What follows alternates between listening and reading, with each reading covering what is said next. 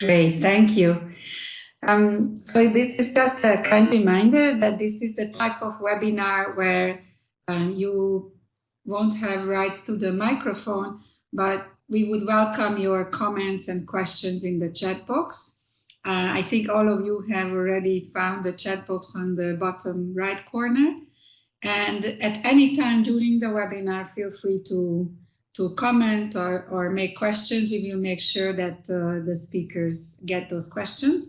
We are recording this webinar, and the recording will be available on the Childhub website very soon after the completion of the webinar. This webinar is part of the Childhub INSPIRE series. And I would like to give the floor to my colleague, Dr. Agnes Lux, who will introduce the strategies and the two speakers we have today. Hello, everyone. Welcome back to the INSPIRE series on the Childhub.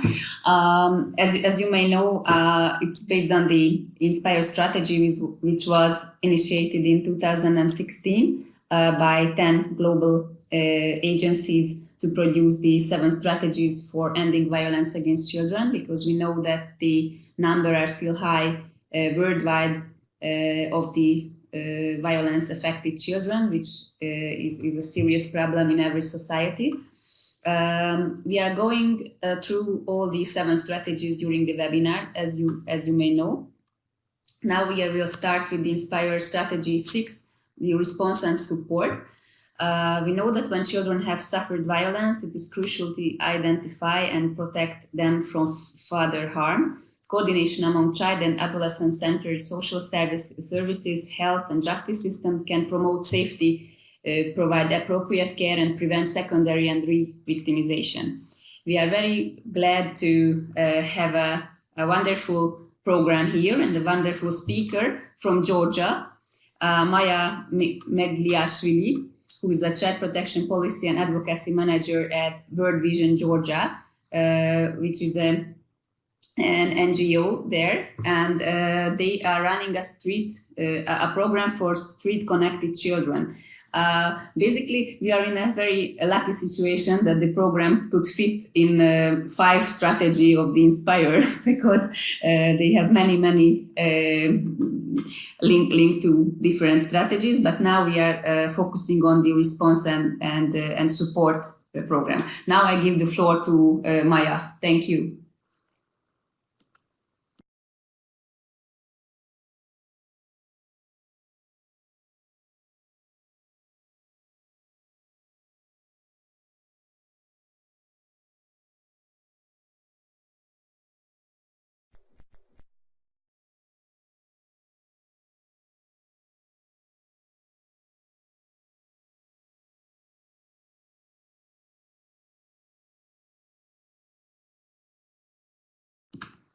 Is it possible that Maya is not with us? I don't see you, Maya. We have the presentation. Okay, please start your presentation. Hello? I can hear you now. Good afternoon, everybody. Sorry, I couldn't capture the first moments because for some reason I was disconnected, and I can start my webcam now, so you can see me, that I'm here and with you. I think you should, yeah, now it's coming. Yes, great. Okay. I'm definitely with you now.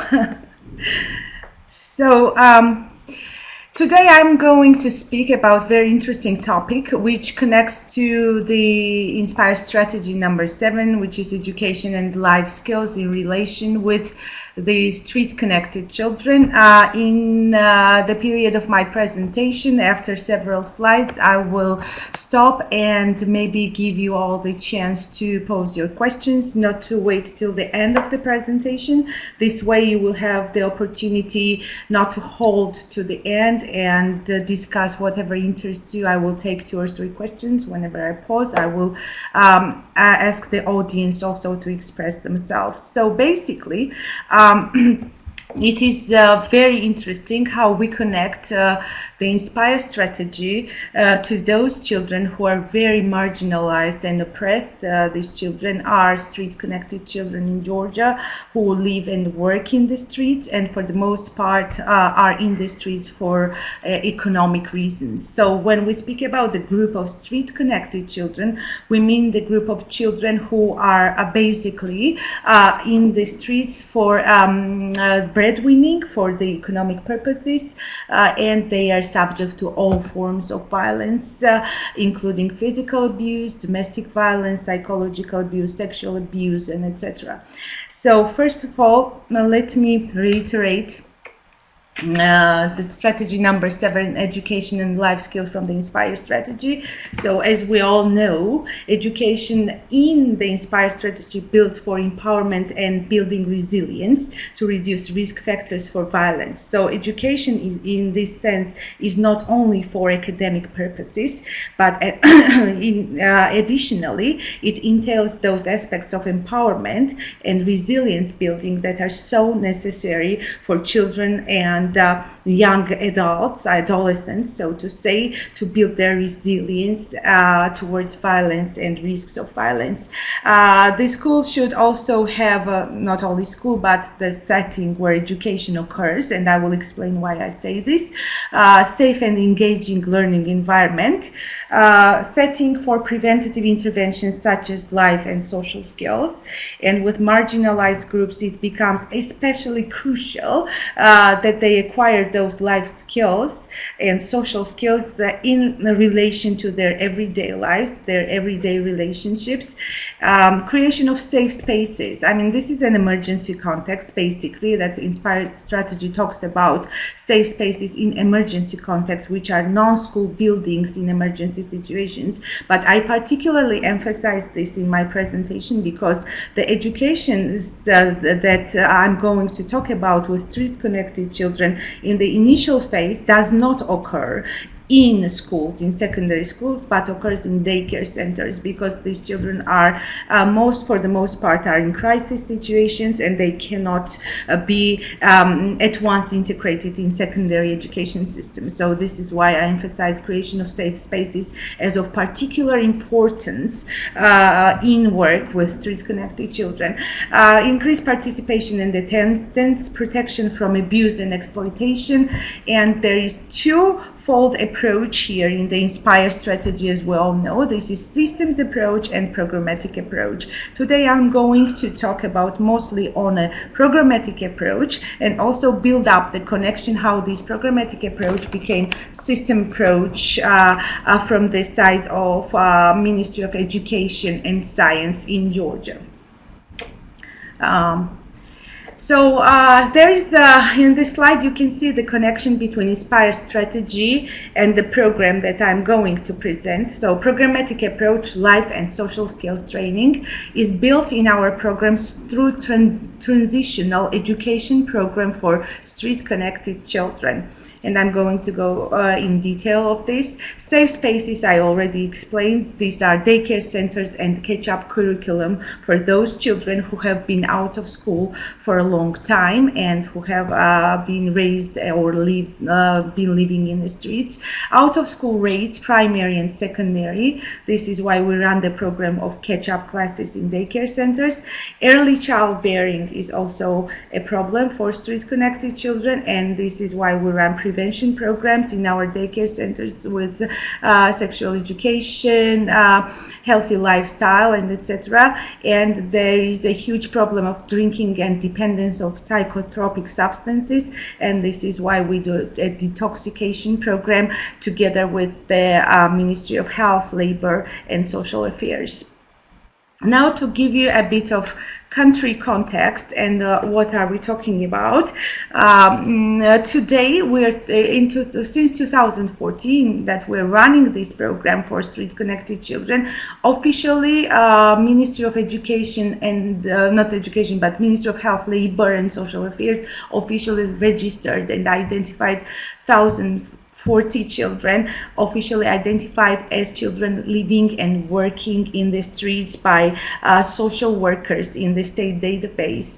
This problem for Georgia has cross-border character because Azerbaijan, which is also the neighboring country of Georgia, prohibited street begging by legislation, which resulted into a significant increase of street-connected child population from Azerbaijan who are brought by their family members in the country in Georgia for so-called targeted begging and targeted economic activities. They can be here legally for 3 months, so they come here to beg, and then they return, cross the border again for a day or two, and then again go back to Georgian big cities. So out of all identified children, there's ethnic breakdown. Majority are Georgian. We also have Romani children. We have Kurds from Azerbaijan, and 7% is a mixed group. These children are victims of exploitation.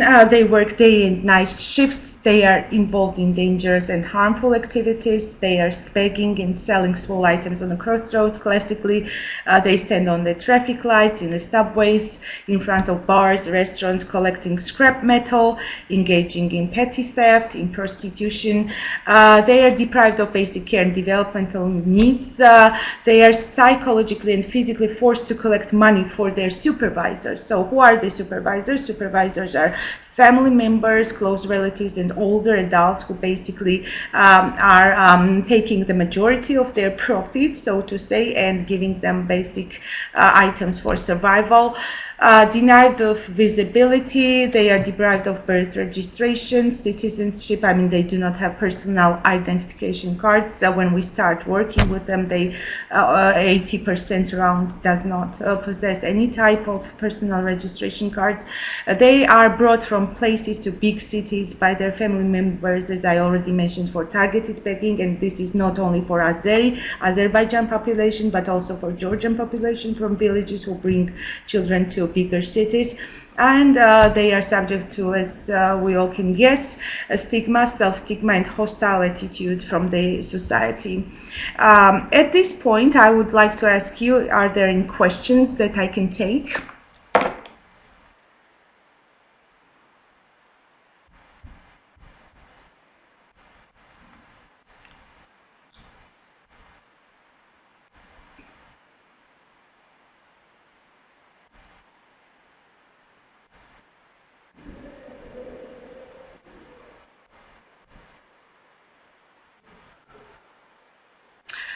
The majority of children, actually, I mean, we have both genders, but more boys are involved in street life than girls, because it's a kind of a cultural factor in Georgia that more boys tend to be in the streets for economic activities.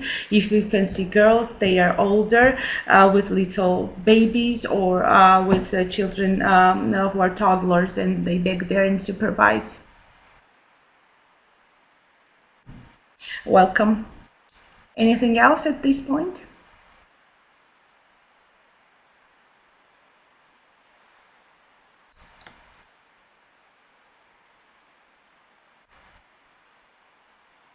All age groups, but predominantly till 12. You can see 10 to 12 children begging, and from 12 and above, they are more involved in criminal types of activities, because people are more prone to give money to younger children than to adolescents, because adolescents cannot win profits so easily in the streets, and that this is why they are supervised by older adults, and majority of children that you can see begging in the streets is the age group from very small children, from 3 to 4-year-olds till 10 to 12. And the older children, as I mentioned already, they are involved in such kind of activities as collecting scrap metal, supervising younger children in begging, petty theft, prostitution, and etc. No, Judith, hello. There is no legal ban on child begging. There is no provision in legislation that would stipulate that the begging per se as a legal activity, but begging is considered as part of neglect by our new law from 2016, and the social worker has to give the attention to these kinds of cases and proceed the referral. But like a direct stipulation in the legislation that would say that street begging is illegal, we do not have.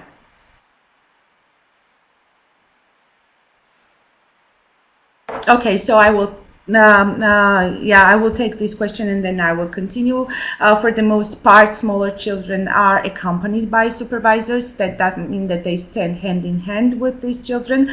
They are hiding in a street corner, or they are sitting nearby, so that they have the opportunity to actually watch and observe what our children doing. And these supervisors have two kinds of attitude also, to so to say in quotation marks, to protect these children from other violent groups. As you know, there is actually fighting and competition about those places where they can beg, about the crossroads, about the better spots near churches where they can potentially collect more money. So this is why supervisors need to be there to observe the process. So I will continue, because we will have to get to the point where actually I talk about their education and life skills, and it's more interesting, I think. So types of services rendered. This is mobile teams, and mobile teams are groups that are composed of social workers, psychologists, and peer educator together with the administrative worker. They actually get into the first contact with these children, and then they refer them to various services. The first service they can potentially get are daycare centers. This is where we start our program with life skills and catch-up curriculum. Daycare center means that the child is still with the family or with those street-connected people. They are not enrolled on a 24-hour basis, but they get to the center to get their basic needs met. So this is where we start our program of education and life skills teaching. We run holistic psychosocial support program in the center, which means that we assess these children's academic, functional, social, and life skills, and then we do group therapy for them to actually obtain life skills, which is basic healthy life skills, which is conflict resolution, anti-violence, leadership, also the social skills of communication, interaction, peaceful negotiation, and etc. This is very crucial for those children, since they do not know how to interact and communicate in non-violent manner. So from the day one, basically when they come, we do not tell them anything about school enrollment, but we are building our trust and support with this group therapy and life skills and social skills education. And this is called Peace Road, the name of the curriculum. And as you know, I represent World Vision Georgia, and World Vision has the program on Peace Road, which is life skills education curricula for marginalized children. Then afterwards, we try to involve them in 24-hour shelters. If there is a statutory state social worker decision on the child enrollment in 24-hour shelter, then the child becomes our full beneficiary, and we start the program in a more complicated manner. We start to teach basic literacy and numeracy skills. The majority of, I would say, more than 95% of these children have no schooling experience whatsoever, and 5% have some schooling experience, primary education, grade 1 and 2. And this is where we start our basic literacy, numeracy education, and catch-up classes. A couple of years ago, World Vision Georgia in partnership with our regional colleagues from World Vision, developed a curriculum of real regional education for action learning. And this is basically the curriculum that is comprised of two parts. It involves catch-up classes and life skills education together.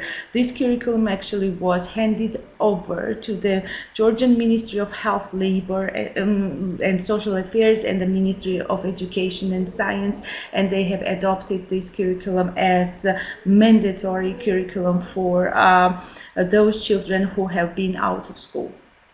And then there is, I mentioned, psychosocial support, detoxification program, and transit education program, again, is connected to catch-up curriculum. We also run the campaign as a part of Ending Violence Against Children campaign.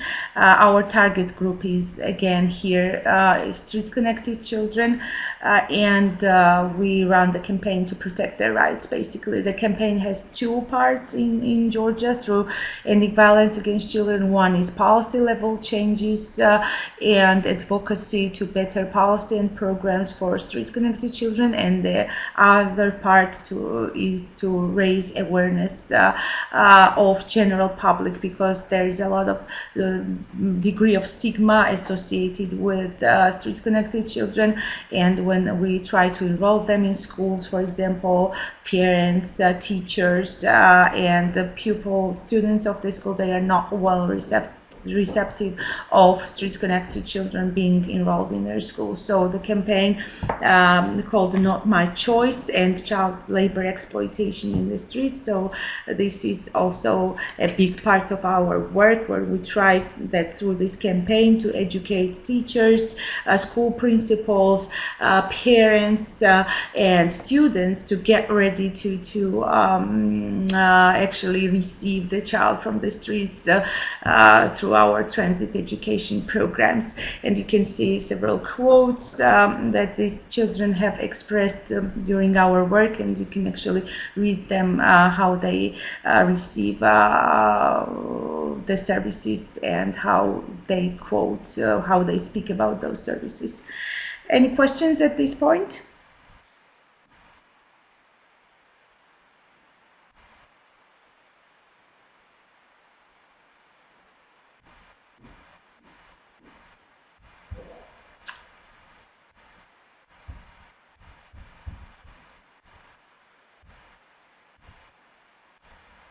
Okay, so I guess that no questions are at this point. I can continue with the last part of the presentation. Most of it was already covered, but let's summarize. So what do we do with regard to education and life skills? So in our centers, before they get enrolled in the schools, we teach basic literacy and numeracy skills in daycare centers and 24-hour shelters. Then we do arts and crafts therapy through holistic psychosocial program. We have catch-up classes for those children who are getting ready to be enrolled in the respective grade. Then we have real project curriculum, and I spoke about the coordination with the Ministry of Education and Science of Georgia. We do Peace Road curriculum specifically for life skills education for marginalized children, and we do individual work with teachers and caregivers in the centers. So this is from one of our forum theaters, which is also a method used for therapeutic work with street-connected children. You may know about forum theater method, which is also called the theater of the oppressed, where children can self-express and actually engage the audience in correcting, so to say, correcting their problems. School engagement consists of several parts. I spoke about it, but I will try to summarize. Sensitizing school environment about street-connected children and their problems, training teachers to have culturally sensitive attitude towards street-connected children and their problems. Also to add psychological counseling if there is a student with a school student with street life experience, and advocating to increase number of special education teachers and working on the quality of their service. So this is generally very briefly to sum up our programming in our centers and outside our centers and the schools. And this is the photo of our beautiful children. We can give them choices together. Thank you very much. This is all what I wanted to say. If you can have any questions, I will gladly take. I think I still have a couple minutes left, or if later when you digest the information and you think that it is interesting, you can always access me on Skype or mail, and I will gladly respond. Thank you very much, Maya. So let's wait for possible questions.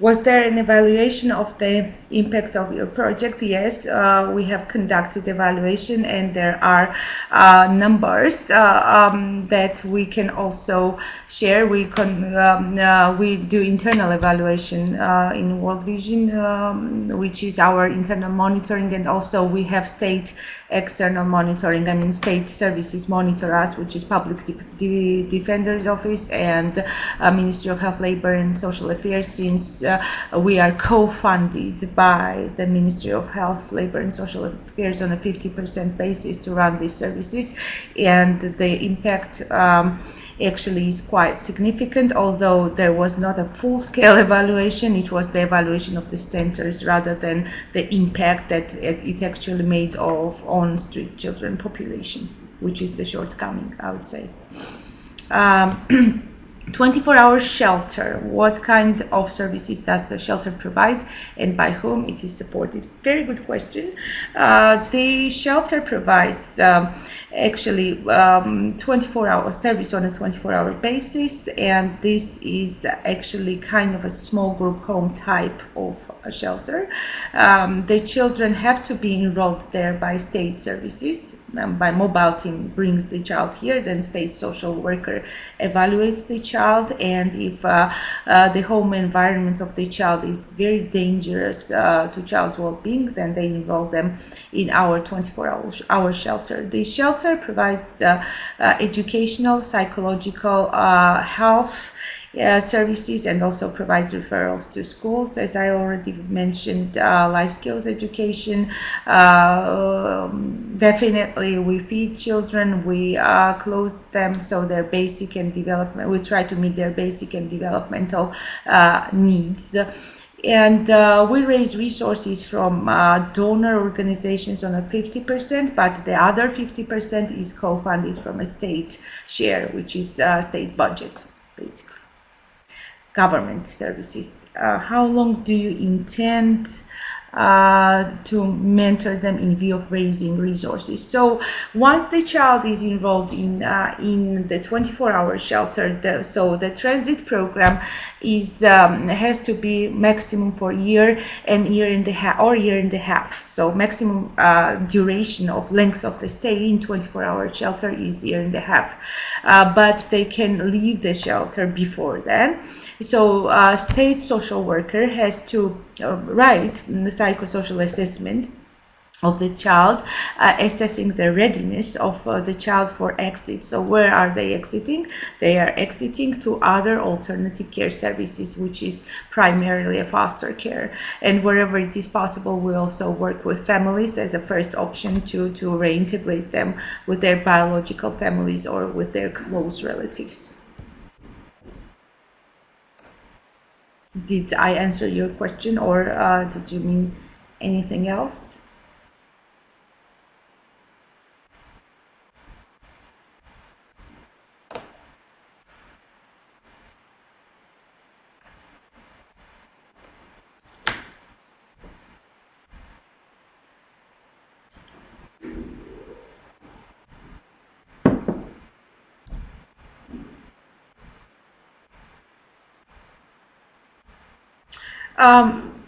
If you mean that how willing are children to participate in our training, I can say that this doesn't occur simultaneously.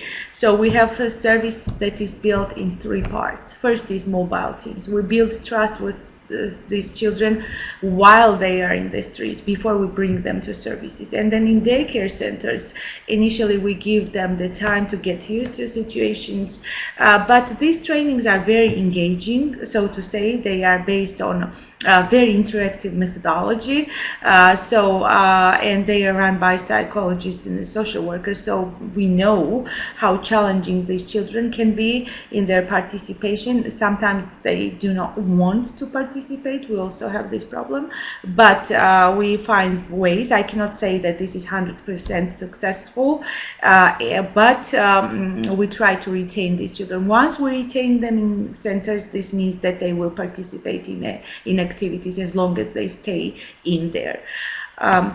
Do you cooperate with other NGOs in Azerbaijan? We do not cooperate with NGOs in Azerbaijan for the reason that Azerbaijan government, they basically deny that they have this problem and they come from Azerbaijan. But there was a research conducted by FAFO, which is the International Research Organization.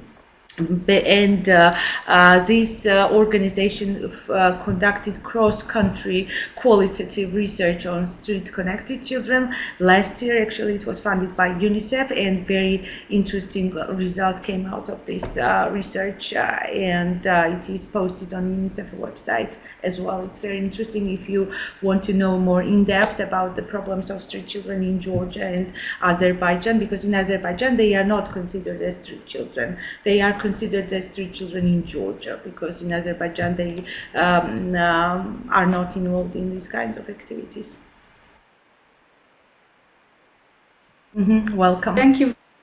Yeah, really interesting, and I must say I could still listen to you for many more hours, but I'm afraid our time is up. And again, I really appreciate your readiness and openness to be with us. Thank you very much, and wishing you further successes with this program. Thank you, Judith. It was my pleasure, and wish you all luck in everybody in whatever parts of the world you are to combat and end violence against children.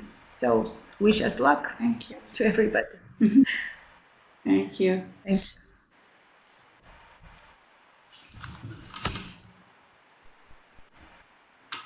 Thank you. Thank you, Maya, too. And I would like to now have the opportunity to go to the next strategy. And we were in the lucky position, as I mentioned, that Maya's project related to many of the strategies. And I must say that last week we had a wonderful training with her, and she was talking about this 7th strategy. So it was no confusion that we asked her to talk now about the response and support, because you could see that how this program also cover the response and support part, not only the education and life skills. But now we are really talking about the strategy 4, which is the parent and caregiver support. There is not a big surprise that how important is the positive parenting and the parent support in the field of the child rights. And when we are talking about prevention of violence, it's very important that the family has to be a safe place, and also the parents need to have support and help. I would like to welcome Dr. Michaela Dranov. It's directly from the US, so we have 6 hours between us. and she's a wonderful clinical and forensic expert in the US since decades. And she will talk about a program which was also mentioned as a good practice in the INSPIRE handbook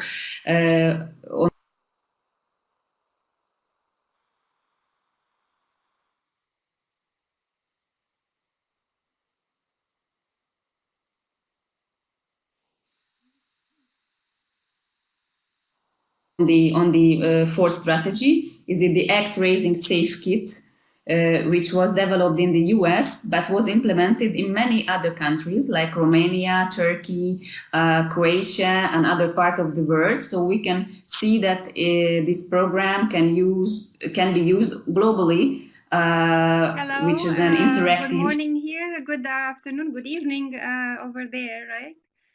Thank you so much, Judith, for the presentation. Can everybody hear me? Can you hear me? Hello? We can. Yes? Okay, perfect. So I'm very, very honored to be part of your series on violence prevention, violence against children prevention. I've been involved with the ACT program for about 11 years, and I've seen great results with the parents that have been involved and trained in it, and also with the facilitators that we train in terms of improving their ability to help parents who needed guidance in terms of their disciplining strategies. This program was developed by the American Psychological Association, and it came to answer the questions of parents who wanted to change their disciplining methods from harsh physical punishment to a more cooperative method, and a method that, most importantly, does not include violence of any sort. So it is, oh, you cannot see me. Okay. Can you see me now?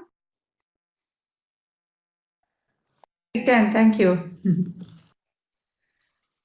So I was saying, well, you heard me, that this program was developed by the American Psychological Association to provide some guidance to parents who wish and have to change their disciplining methods from a violent approach in terms of harsh physical punishment and also the use of harsh language against children to a more cooperative, caring, excuse me, and non-violent method of parenting.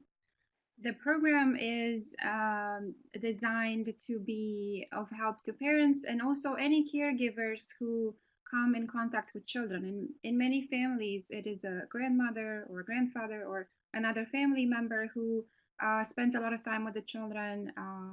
So it's not strictly just for parents, but basically for anyone who spends a lot of time around children.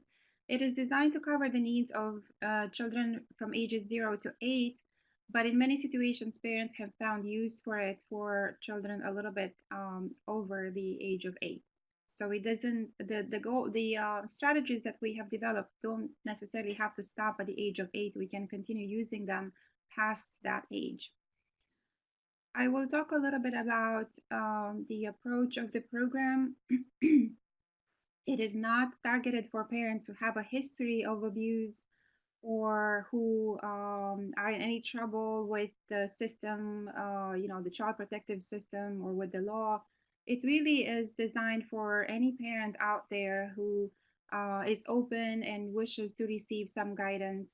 In some situations, the parents that we train are mandated by court, or they're required in some way to attend parent training, so they're not volunteering to go through this training. But we found that once they understand that the program is not aiming to judge them, to blame them for anything or to cause them any kind of harm in terms of their ability to parent, but it's rather an empowering program to help them replace their faulty disciplining methods with more beneficial ones for their relationship with the child, with their children, and for the development of the children. they tend to become fans of the program, and they rarely have any kind of complaints that they have to take it. So the focus of the program is on, as I said, parents, caregivers of young children. The way we develop the curriculum is research-based. So we looked at every study out there that speaks about the impact of violence on children in the context of parenting. We looked at the outcome of these methods, and we look at the outcome of more of methods that have less violent or no violence component in terms of parenting. We looked at parenting styles. We looked at developmental stages. We really took a systematic research-based approach to design the curriculum and the materials.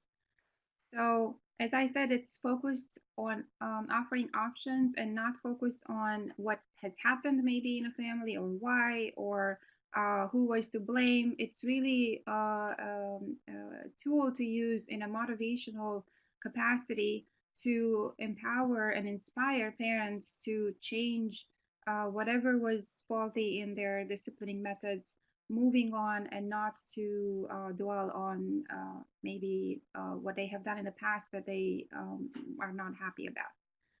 So as you might know, APA is the National Professional Association of Psychologists in the United States, and it has a specific department. Actually, I can post the link for you on Katarina, I'm going to post here under childhood webinars. Can I post the link for ACT?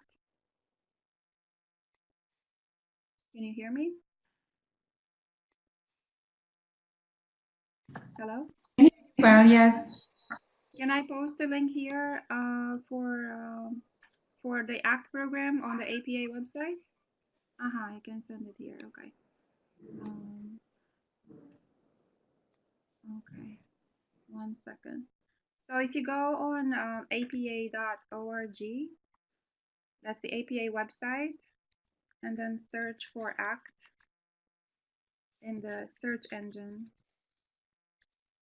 you will find a whole website for the program that has strategies and the research studies that we use to base the curriculum on, and all the contacts for different places in the world where this program is implemented.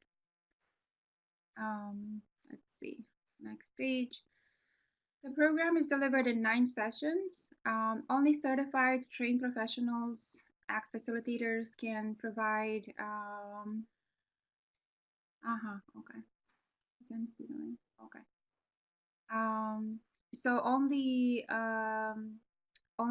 trained professionals can provide the training because it requires a specific structure and it requires specific goals that we follow for every one of the 9 sessions.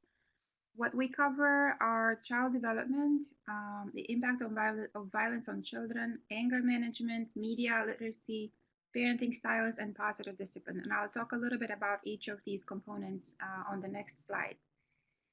We translated the materials in many languages and implemented them in many communities all over the world, literally. A couple of years ago, I did a training in Romania, and we translated all of the materials, all of the manuals, and I provided the training with my colleague, Dr. Milton Fuentes.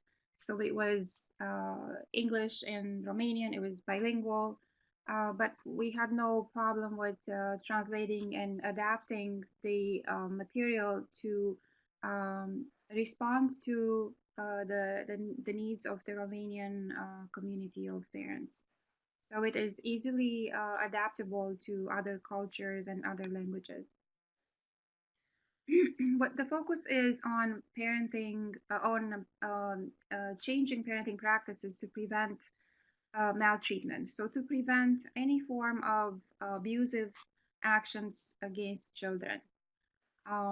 Different countries have different levels of legislation to protect children against abuse from their parents, right?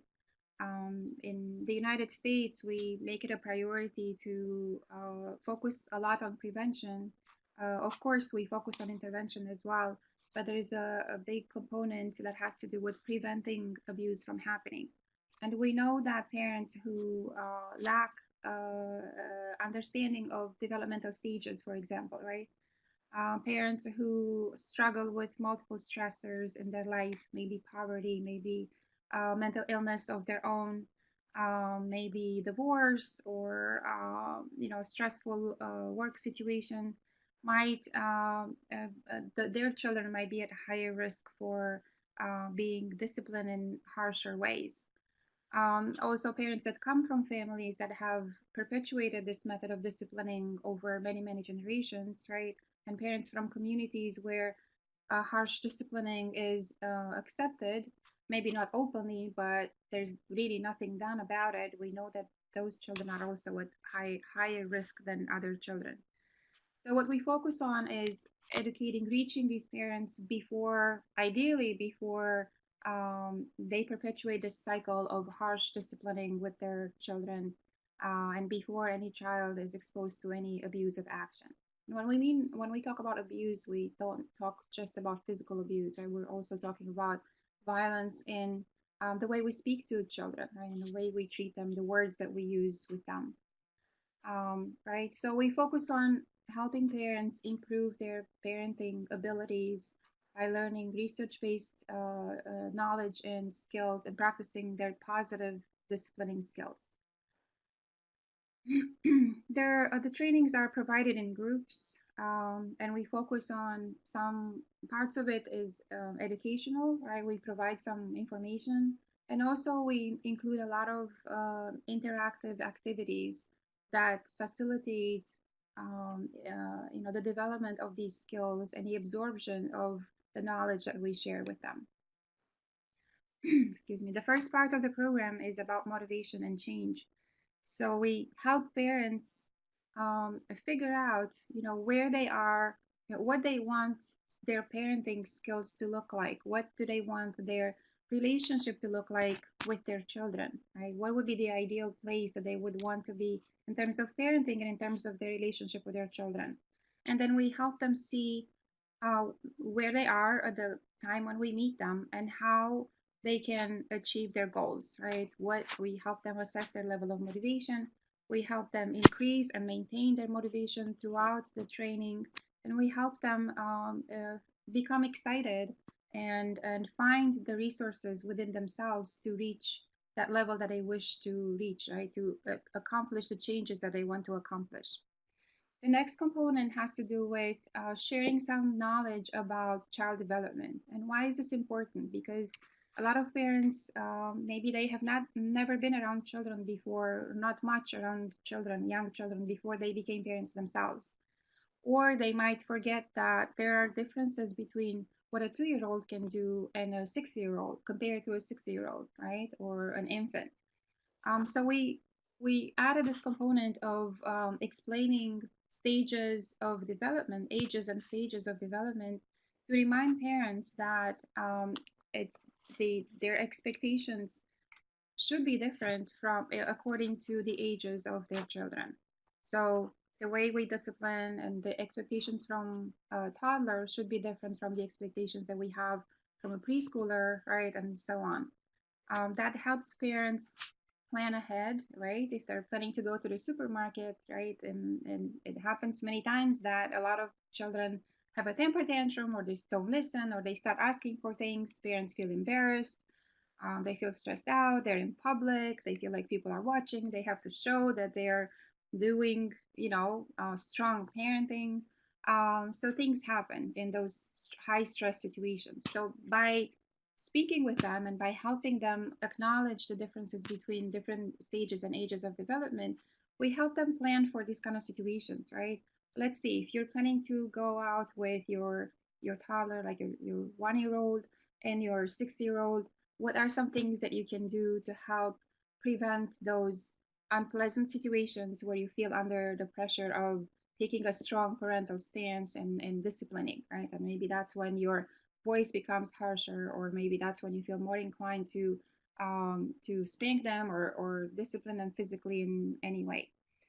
So this piece of child development is highly appreciated by a lot of the parents that we work with and professionals, because it puts things in perspective for them, and it just reminds them of the fact that children are limited in, cognitively they're not on the same level with us, and also in terms of impulse control and in terms of their just basic understanding of instructions, right? They're still growing, they're still developing.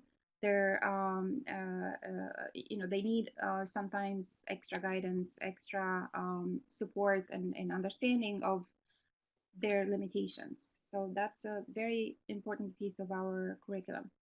Then we speak about what we know from all the scientific studies and observations about the impact of child maltreatment, right? For many, many generations, the saying of, well, this, my parents did this to me and I turned out okay, right? Or, you have to show children who is in charge, right? We tended to take these sayings for just without challenging them and perpetuate them over generations. Now we know better, right? Just like we know better about not smoking, right, around children, or not drinking alcohol when we're pregnant. These were practices that were indeed uh, done in the past with past generations, and no one challenged them. But we are now at a point where science has shown us that it's actually, there are consequences, right? And yes, some children will be resilient and will be able to overcome these challenges and might turn out okay, but not all of them. We don't know which ones of them have that resilience component, right? So it's better to prevent the risks to them, and it's better to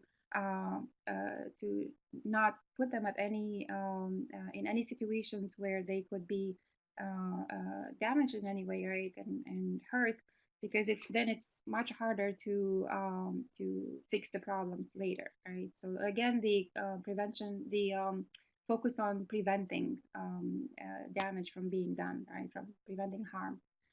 So we share with parents all of the findings that we have about the cycle of violence, right? If you are someone who was subject to aggression and violence as a child, there are high chances that you might respond in the same ways as your parents did when you are in a conflict situation or high stress situation, or when you become a parent yourself. So we want to put an end to the cycle of violence by educating parents and sharing with them the fact that there are actual consequences, right, that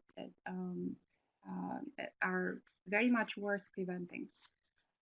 So then we speak about understanding and controlling anger. Right? We talk to parents, and of course, the goal is not to never become angry as a parent. That's not a natural way of, it's impossible, right? So as human beings, we're wired to experience all sorts of a wide range of emotions and feelings every day, and no one is asking of anyone to not feel anger, right? We become angry as parents. Our children get angry at us or at their siblings or friends, right? Anger is part of just being human. What we're focusing on is how we express anger, right? Understanding where the anger is coming from, and managing it in a way that is not violent. So that's a big relief for parents, because they they feel under the pressure of, I can never get angry at my children, right?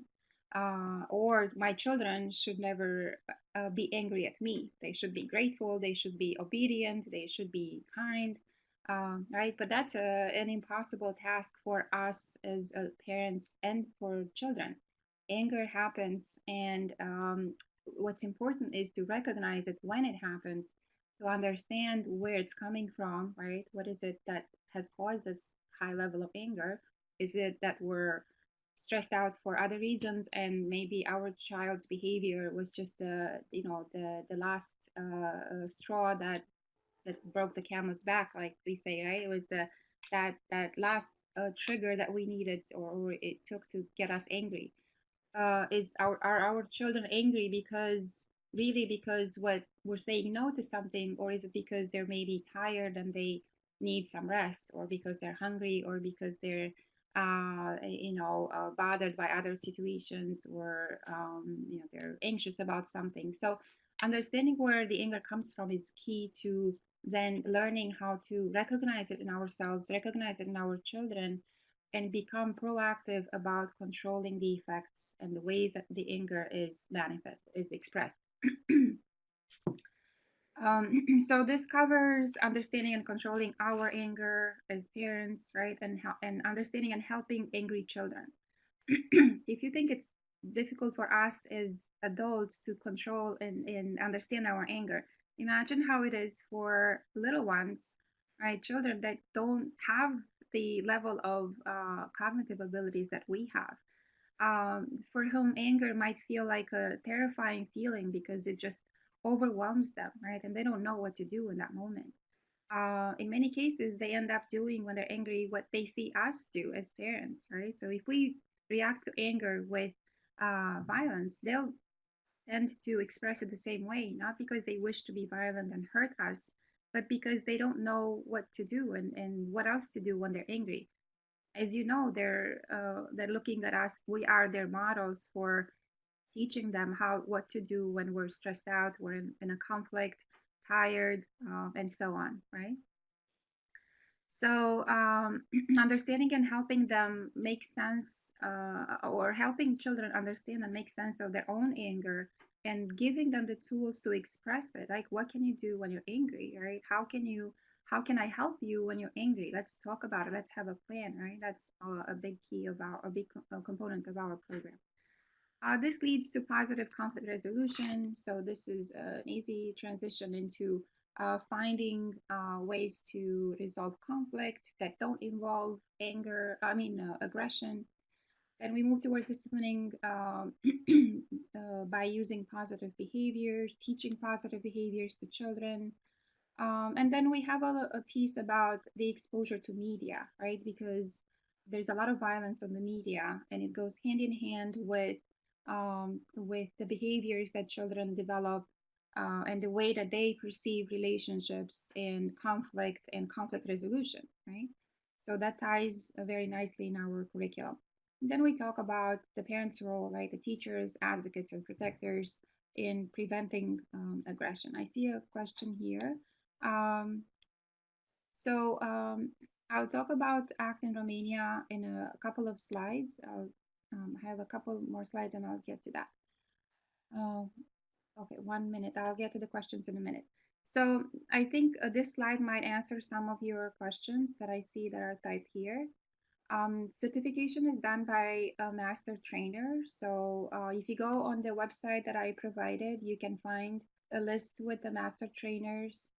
Some of them are connected to different areas of the world.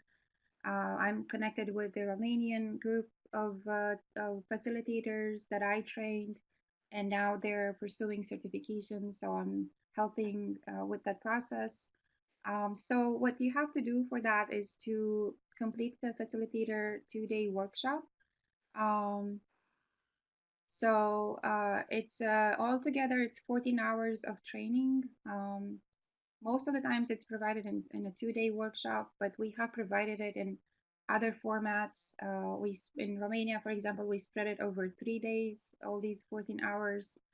And then after they complete the training of 14-hour facilitator training, they have to conduct a group for parents. So they have to find a group of parents that they disseminate the information to.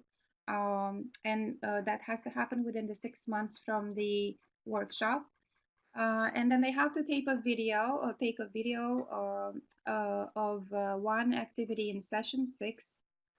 That's provided in the manual. So we provide the manuals that all the information is available, all the materials, the manual is available to the facilitators once they complete the training.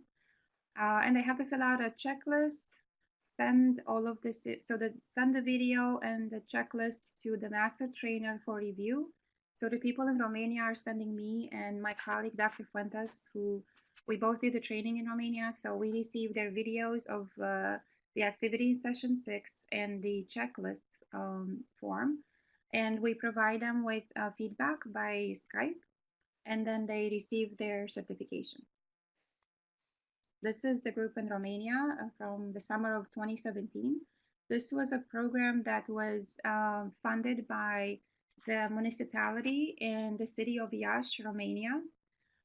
We collaborated with an NGO, a local non-governmental organization in Iași, who had a grant from the city hall, the municipality of Iași, to cover the cost of the training. So we travel and train people all over the world. It's just a matter of you finding, coverage for the costs of the training. Are there master's trainers in Europe? I'm not sure. If you go on the ACT website, I don't know if any of them actually reside in Europe, but I know that a lot of the master trainers that reside in the United States have trained over in many places in Europe. So we trained in Cyprus and Greece and Romania and I think Croatia. If you look on our website, you'll see how many countries were trained, and we're available to go and train. It's just a matter of finding, fine-tuning the details of the training costs, right? So how long does the training take for facilitator? So it's the 14 hours of training plus the video that they have to send after they do the first parent group and the checklist. How much does this training cost? So it depends on where it takes place and who covers the cost. For the training in Iași that we did in Romania, they did not have to pay anything because the municipality covered the cost of the training. I don't think the materials, there might have, maybe in Croatia, they have some materials translated in Russian. I can, if you wish, I can connect you with the person who did the training in Croatia, Stephanie. I see your question. If you send me an email, I can connect you with the person that did the training in Croatia, and maybe she's willing to travel and do it where you are. What qualifications would they need to have? There's no requirement in terms of their educational level for the facilitators. It's usually people that so facilitators are usually professionals that work in some sort of capacity with children, social workers, teachers, people that work for the Child Protective Services in different capacities, educators at all levels. We've had people, we had another training in Iași that happened in a church because, so that was when we were trying to promote and bring awareness about to the ACT program in Romania. We connected with some religious communities where people just came to hear about it. So we don't require a specific educational background. What were the challenges of the program? So we were very fortunate with Romania because the local NGO did a lot of the work to secure the funds from the municipality. The challenges were to adjust and adapt the program to the Romanian culture, right? And the Romanian culture, I'm Romanian by birth. I grew up in Romania and I lived there until I was 26. So I was well aware of the deeply rooted view of children having to be obedient and having to never, ask a question or challenge their parents, or just the idea of respect, right? The idea of the parent being in charge and making all the decisions and the children just having to follow. And then the idea of, or the practice of harsh physical discipline as a widely accepted method of discipline. So that was one of the challenges, and we were nervous. I was nervous about bringing up the idea of dropping that practice, right? Giving up harsh discipline and replacing it with a different approach to parenting, considering a cooperative relationship with our children as opposed to a authoritarian stance on parenting. We were so excited to see that everyone in the group that we trained, every single one of the facilitators, spoke about their fears of going against this deeply rooted way of disciplining, but so much wishing to change something because like I see some comments that in other countries as well, there is no, it's a taboo topic, right? If you ask how are children doing in this country, is there any abuse, are there any problem with disciplining, it will be an unanimous no problems, everyone is doing well, all the parents are doing the right thing, all the children are safe, right? But then if you look at what actually happens behind closed doors, there very scary statistics about how many children are suffering, are being hurt by the very people that should be protecting them, right? So I'm glad to see that so many of you are interested in shifting and helping other parents shift towards a more collaborative and kind and non-violent approach to discipline and parenting. That's the training component on media also tackles issues like cyberbullying. So we don't get too far into cyberbullying, but it is a concern that we have because bullying in itself, cyber or not, is part of that cycle of violence. So what we're trying to do is stop the cycle, right? Bullies in many, many cases are children or grown-ups who were hurt, who are angry because they were bullied themselves or they were hurt or they were victimized in some way, right? So they take their anger onto other people. So the idea of bullying, right, the practice of bullying is very much aligned with the cycle of violence that we're trying to put an end to by promoting a non-violent approach to disciplining and to parenting. Any other questions? Mihaela, I'm afraid that our time is up, and I know that this was my last slide. So, if there are any questions, comments, I'm gonna write my email here if you wish. Thank you. Okay. And feel free to check the ACT website, as I said, on the APA website for more information. Thank you so much for having me.